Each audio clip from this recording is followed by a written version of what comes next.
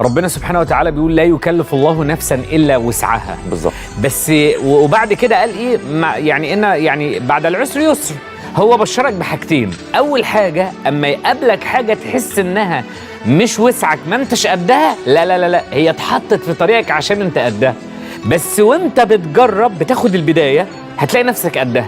تاني حاجة وانت ماشي في الحاجة وحاسس بعصرة اعرف ان في يسر جاي.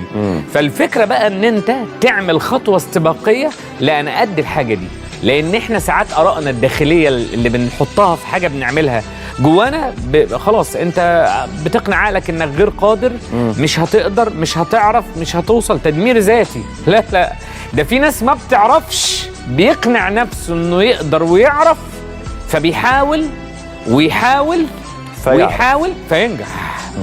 يعني كنت دايما اقول للناس ايه، حاول لدرجه انك تخلي الحياه تعجز انها توقف محاولاتك. تعجز عن اللي هو ايه، انا قاعد لكم هنا انا هنجح.